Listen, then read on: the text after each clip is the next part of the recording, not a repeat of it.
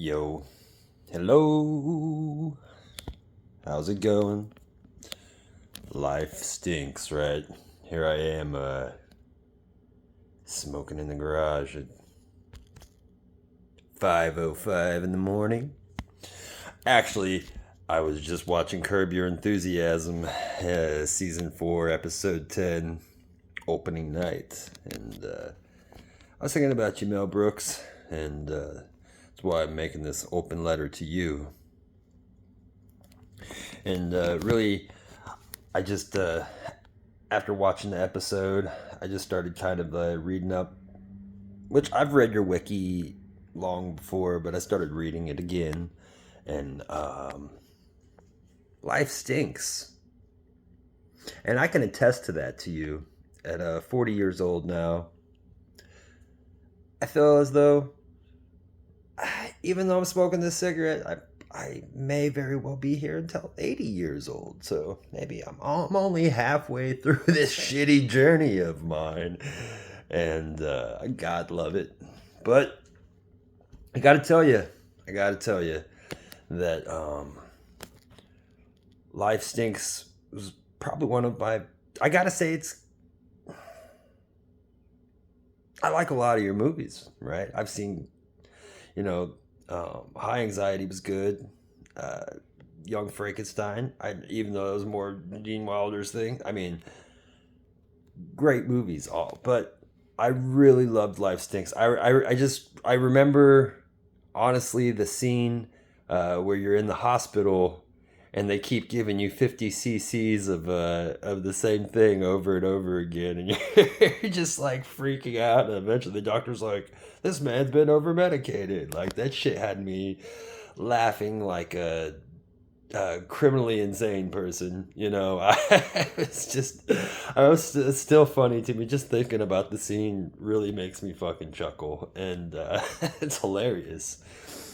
Um, Now, Brooks, fuck those haters. I think Life Stinks is a great movie, and I'm glad that you made that movie. And I guess I'm just making this little video right now um, to kind of, you know, give praise to that. Because I don't know that anybody really has, or how you feel about the whole thing, but absolutely one of your best movies, if not your best movie. And I can appreciate the fact that, like, the story was, you know, uh, not a parody of anything. Original story, just like, and I mean, the message rings true. Uh, I got to tell you, I was working at Amazon for 7 years. I've been fired for a little over a year now, but I was part of leadership. I was a process assistant, working my way into area management, trying to work up that management ladder. I still want to get back on that path, but I've been Instacarting for this last year. I helped some friends to open up their business here this last month, and I just started kind of getting ridiculed, and I wasn't enjoying the environment, right? So I stepped back from all that and light this fucking breath killer back up. But anyways, I've had a shitty go of life here in this last year, and I'm working towards getting out of this slump that I've been in, man. I gotta be honest. Part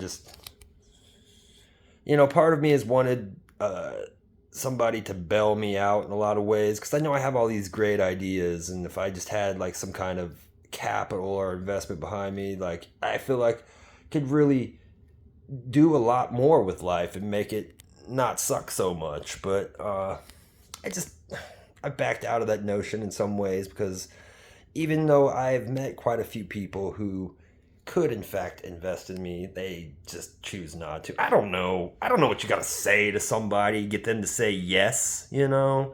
It's not easy. That's what I can tell you, and that's why I'm choosing to invest in myself.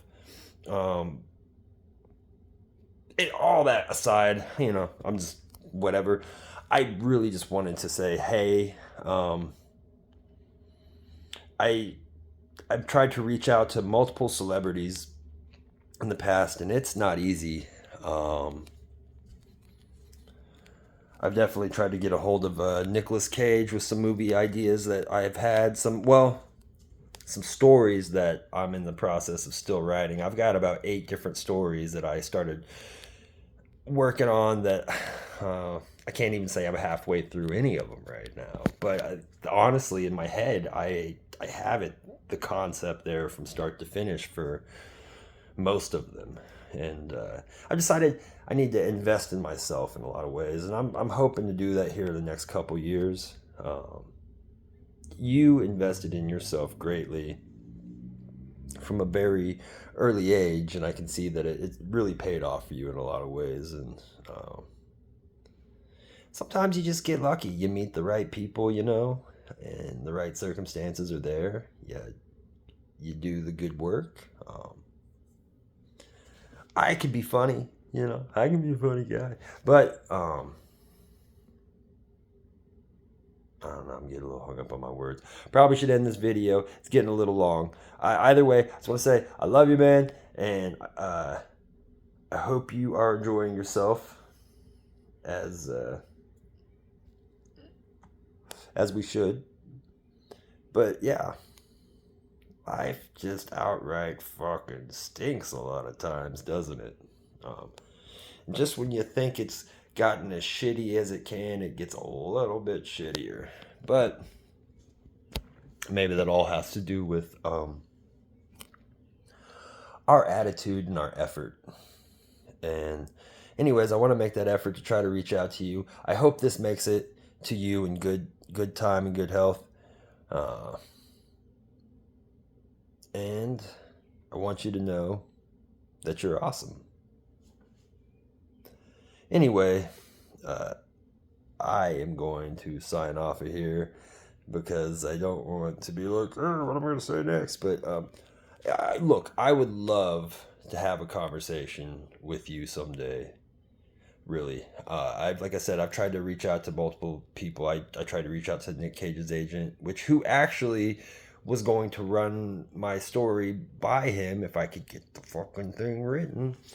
It just gets hard. It just gets hard with time and money, Like, you don't have the time because you're struggling with the money to stay alive and all this other stuff. And sometimes you just really got to push through to do those things, like write the story or make the invention. I'm definitely making those efforts, small steps every day. Let me throw this thing down here. But yeah, reached out to his agent. I tried to have a conversation with Dan Aykroyd about the paranormal. I had quite a few things at the time that I was wanting to discuss with him, actually, because I've always loved Ghostbusters. And I tried to go through his agent, who is lapsing my mind right now, the name of him, but he's one of the oldest agents out there in Hollywood. And I actually got a chance to talk with the guy. I gotta say that he told me no. And I was like, hey, well, what if I were, wanting to do an interview? And he was like, yeah, but you're not an interviewer. He's like, you're not an interviewer. He's like, it's just not gonna happen. He's like, it's all right. You just don't want to take no for an answer. I'm about to find his name here right quick. As you can see, I'm watching Curb Your Enthusiasm here in the background. No. Oldest agent out there in Hollywood. Type faster. Fred Spector. Wow, couldn't think of it. Yeah, I had a conversation with Fred Spector, and the man told me no. But even though he was telling me no, I wanted to keep talking to him. There was just something about him that, like, I was like, man, I really feel honored talking to this man, even though he's not telling me what I want to hear. Um, the gatekeeping process of getting to talk to anyone fucking sucks. And yes, like I'll say again, once again, life stinks. You see this here? Yeah, I was actually changing my brakes and rotors out on my car earlier, and I was trying to get the fucking thing loose. Wrench flew up, cracked me in the fucking eye. I mean, I've had a lot of hard times and shitty days lately, and I've been working on just getting my attitude in check and keeping my temper at bay. It's my worst enemy, to be honest with you, and that might be true for a lot of people.